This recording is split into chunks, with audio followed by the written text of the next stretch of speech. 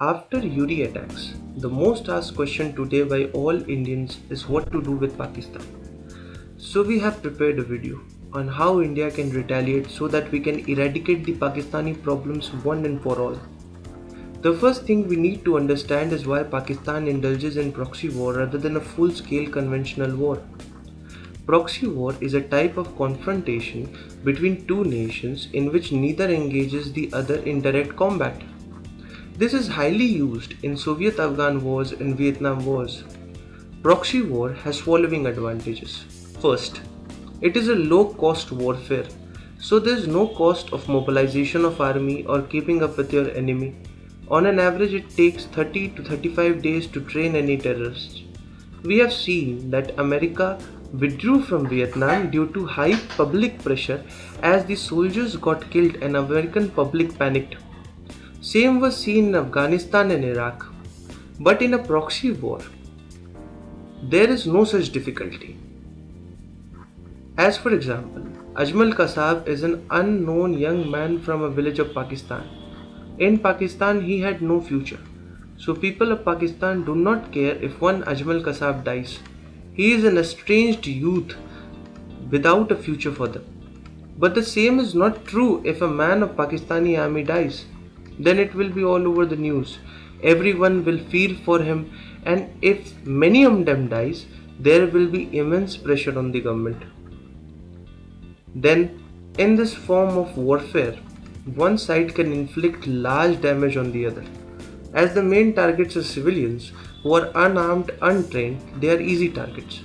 So with minimum input, one can inflict maximum damage.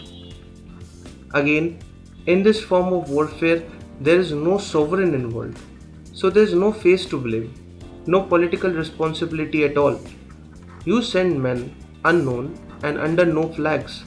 So they are fanatical mercenaries rather than soldiers. As only a few men are required at a time, so there is always a low cost involved in terms of human life lost to the terrorist state. Then the tactic involved here is fear. So people in any area are scared due to frequent attacks and the way of life changes. So this techniques brings destability into an area. The most prominent example is Kashmir. Lastly, it all looks like a local problem rather than an attack. Like for a long period of time, America and other Western countries looked at Kashmir as a local problem for India and never tried to understand that this was all caused by Pakistan. In Mumbai and Pathankot, at both places, Pakistan lost a very few unknown and local estranged youth men but created a great impact. So this kind of warfare suits them. Now I will place two questions before all of us. Number one, can India start a conventional war against Pakistan? Yes, why not? It can easily do so. India has the third largest army in the world and the most disciplined army in the world. It has the fourth largest air force in the world.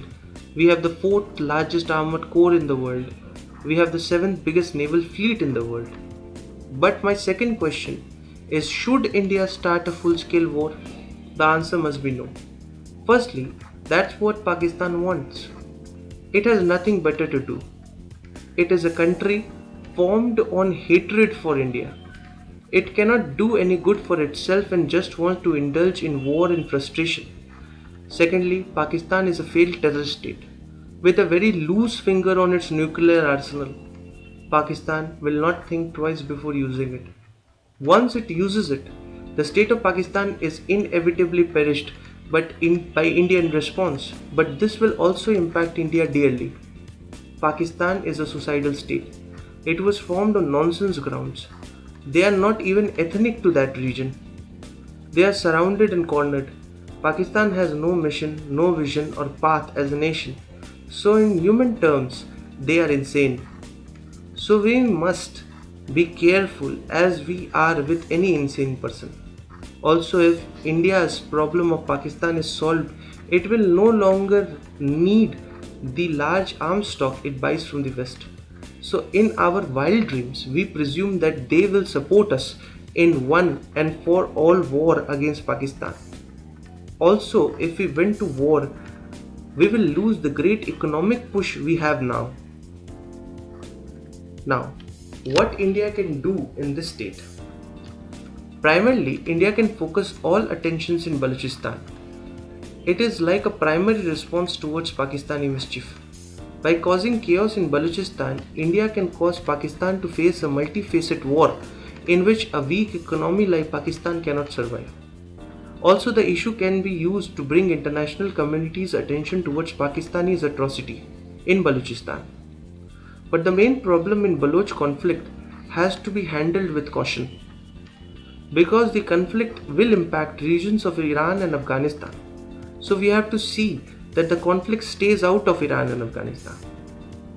In the CPEC region or China-Pakistan Economic Corridor, there is investment of at least 46 billion United States dollar by China. If India stops or delays this investment in Gilgit region and Baloch region, both China and Pakistan will be hurt tremendously. Pakistan is the 25th largest economy in the world. India is the third. For long, Pakistan has used counterfeiting as a measure. If India counterfeits Pakistani currency, their whole economy will collapse, as they will easily lose confidence on currency of a failing state. Lastly, annually India does trade of around USD 72,000 million with China, USD 64,000 million with USA, USD 59,000 million with UAE. India can use trade influence to isolate Pakistan, ask trading partners to call Pakistani a failed state, thus isolating the country, making it a failed economy too. Thank you.